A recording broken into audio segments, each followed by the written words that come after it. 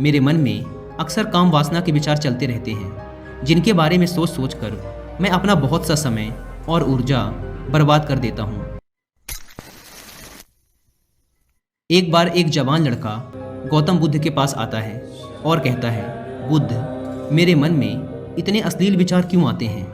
मेरे मन में अक्सर काम वासना के विचार चलते रहते हैं, जिनके बारे में सोच सोच कर मैं अपना बहुत सा समय और ऊर्जा बर्बाद कर देता हूँ, जिनकी वजह से मैं शांत नहीं रह पाता और हमेशा ही विपरीत लिंग के प्रति आकर्षण महसूस करता हूँ। बुद्ध ने मुस्कुराते हुए कहा, क्या तुम्हें पता है कि काम वासना होती क्या है?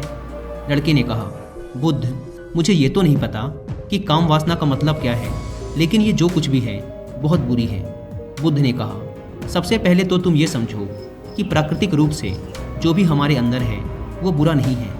हमारे जीवन में उसकी कुछ न कुछ ज़रूरतें हैं। वासना एक प्रकार की भावना है जो हमें किसी न किसी चीज़ की कमी का एहसास दिलवाती है। फिर हम उस कमी की पूर्ति के लिए उस चीज़ की तरफ आकर्षित होना शुरू कर देते हैं। जैसे अगर किसी के पास धन की कमी है तो उसके अंदर धन के प्रति आकर्षण यानी धन की वासना उत्पन्न हो जाएगी। तो वासना कुछ और नहीं बल्कि एक प्रकार की कमी, एक प्रकार की ज़रूरत का एहसास है।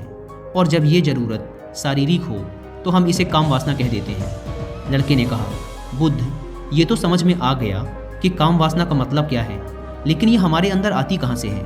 ये उत्पन्न कैसे होती है?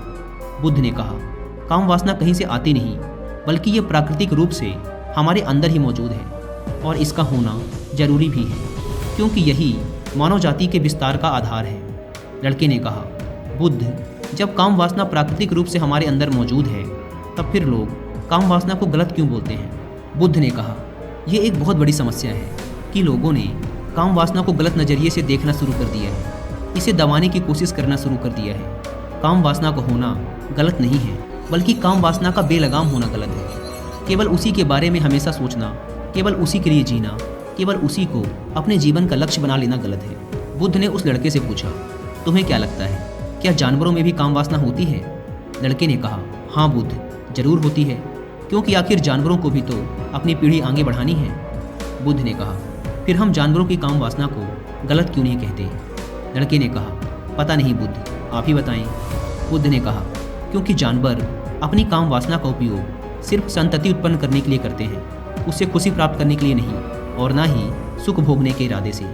क्योंकि जानवरों को प्रकृति ने इतनी सोचने समझने की क्षमता नहीं दी कि वो अपनी काम वासना को अपने क्षणिक सुख का आधार बना सके, जबकि हम इंसान अपनी सोचने समझने की क्षमता का उपयोग करके प्रकृति में पाई जाने वाली हर चीज़ का अपने सुख और आनंद के लिए उपयोग करने का प्रयास करते हैं। हम इंसानों ने काम वासना के साथ भी यही किया है, इसे अपने आनंद और भोग का आधार बना लिया है। जिस भावना को प्रकृति ने मानव जाति का अस्तित्व बनाए रखने के लिए हमारे अंदर डाला था, उसे हमने जीवन का सर्वोपरि लक्ष्य बना रखा है और इंसानी काम वासना का ये बेलगाम होना ही उसके गलत होने का कारण है।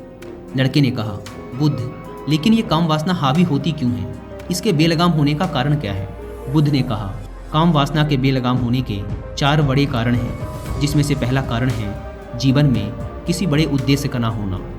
बुद्ध ने उस लड़के से पूछा, क्या जब तुम किसी काम में व्यस्त होते हो तब भी तुम्हारे दिमाग में अश्लील विचार आते हैं? लड़के ने कहा, नहीं बुद्ध, जब मैं व्यस्त होता हूँ तो मेरे दिमाग में अश्लील विचार नहीं आते। बुद्ध ने कहा, हमारा दिमाग एक बार में सिर्फ एक चीज़ के बारे में ही सोच सकता है, इसलिए जब हमारे दिमाग में कोई दूसरे विचार चल रहे होंगे तो अश्लील विचार आ ही नहीं सकते। अगर हमारे जीवन में कोई बड़ा और स्पष्ट लक्ष्य है और अगर हम उस लक्ष्य के प्रति पूरी तरीके से समर्पित हैं तो हमारे पास कभी इतना समय ही नहीं होगा कि ये फालतू विचार हमारे मन में घर कर सकें। और अगर ऐसे विचार उठते भी हैं तो हमारे मजबूत लक्ष्य के विचार इन्हें आसानी से हमारे मन से विस्थापित कर देंगे। लेकिन असल समस्या ये है कि अधिकतर लोगों के पास एक मजबूत और स्पष्ट लक्ष्य की कमी है। काम वासना के बेलगाम होने का दूसरा कारण है समाज के द्वारा इसे गलत बताकर दबाए जाने की कोशिश करना। लोगों के एक बड़े तबके ने कामुकता को हमेशा ही शक की नज़र से देखा है और इसका सबसे बड़ा कारण है कि हमने अपने यौन अंगों को शरीर के बाकी अंगों की तरह स्वीकार नहीं किया, जबकि हमारे यौन अंग भी हमारे बाकी अंगों जैसे हाथ, पैर, मुंह आदि के समान ही बस एक अंग है जो अपना काम करते हैं, जिसके लिए प्रकृति ने उन्हें बनाया है। लेकिन हमने इन प्रजनन अंगों को कुछ ज़्यादा ही रहस्यमय बना दिया है और जब कोई चीज़ रहस्यमयी बन जाती है तो उसके प्रति लोगों की एक अलग ही रुचि जागृत हो जाती है, जिसकी वजह से लोग जाने अनजाने में काम वासना के प्रति आकर्षण महसूस करते हैं। बुद्ध ने आगे कहा, जब किसी विचार को दबाने का, उसका दमन करने का प्रयास किया जाता है तब वह विचार और मजबूती के साथ उभर कर आता है, और यही काम वासना के विचारों के साथ भी किया जा रहा है। बुद्ध ने कहा, अगर मैं तुमसे कहूँ कि आम के बारे में मत सोचना तो तुम्हारे मन में पहला चित्र किस चीज़ का आया? लड़के ने कहा, बुद्ध, मेरे मन में पहला चित्र आम का ही आया। बुद्ध ने कहा, इसी प्रकार जब हम अश्लील विचारों को जबरदस्ती रोकने का प्रयास करते हैं तो वो और मजबूती के साथ हमारे अंदर उठते हैं, इसलिए कभी भी विचारों को दबाने की कोशिश ना करें। लड़के ने कहा, हाँ बुद्ध, ये तो मैंने भी महसूस किया है। बुद्ध ने कहा, इंसानों में कामुकता के हावी होने का तीसरा कारण है हमारा अपने विचारों के प्रति जागरूक ना होना। हमारे मन में कैसे विचार चल रहे हैं हम इस पर कभी ध्यान ही नहीं देते। हमारे मन में उठने वाले विचारों के बारे में एक अनोखी बात यह है कि जब हम किसी एक चीज़ के बारे में विचार करते हैं तो हमारा मन उसी से संबंधित और भी विचार हमारे सामने रखना शुरू कर देता है, और फिर ऐसे ही हमारे मन में विचारों की एक श्रृंखला बन जाती है जिस पर हम उलझ कर रह जाते हैं। ठीक ऐसा ही होता है अश्लील विचारों के साथ। हमने एक बार किसी को देखकर अपने मन में एक अश्लील विचार पैदा किया, फिर हमारा मन अपने आप ही इन विचारों की श्रृंखला बना देता है जिनके बारे में सोच सोच कर हम अपनी बहुत सी ऊर्जा और समय बर्बाद कर देते हैं। इसलिए पूरी जागरूकता के साथ अपने अंदर उठने वाले विचारों पर ध्यान देना जरूरी है। बुद्ध ने कहा, अश्लील विचारों के हावी होने का चौथा कारण है बुरी सोच और अश्लील विचारों वाले लोगों की संगति करना। कई बार ऐसा होता है कि कामुकता हमारे अंदर नहीं होती, लेकिन कुछ अश्लील लोगों के साथ रहने की वजह से ये हमारे अंदर हावी हो जाती है। लड़के ने कहा, हाँ बुद्ध, ये बात तो मैंने खुद महसूस की है। बुद्ध ने कहा, इसलिए बुरे विचार वालों और अश्लील लोगों से दूरी बनाकर रखनी चाहिए। लड़के ने कहा, बुद्ध, ये तो समझ में आ गया कि कामुकता हावी कैसे होती है, लेकिन इसे हावी होने से रोका कैसे जा सकता है? बुद्ध ने कहा, सबसे पहले तो तुम ये समझो कि काम वासना की ऊर्जा को रोका नहीं जा सकता, इसे सिर्फ रूपांतरित किया जा सकता है, और इस ऊर्जा को रूपांतरित करने के दो तरीके हैं।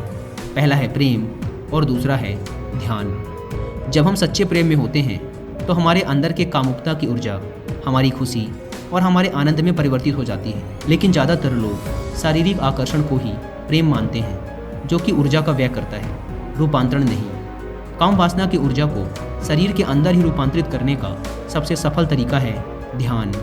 ध्यान के माध्यम से आप अपने अंदर स्थित आनंद के उस केंद्र में स्थापित हो जाते हैं जिसके सामने दुनिया का हर भोग विलास फीका लगने लगता है। ऐसा नहीं है कि आप ध्यान में उतरने के बाद वो सब सोचने और करने में सक्षम नहीं होते, बल्कि आप उससे ऊपर उठ चुके होते हैं और फिर ये सब हरकतें आपको छोटी और बचकानी लगने लगती हैं। लड़के ने कहा, लेकिन बुद्ध, ध्यान की शुरुआत कहाँ से करें?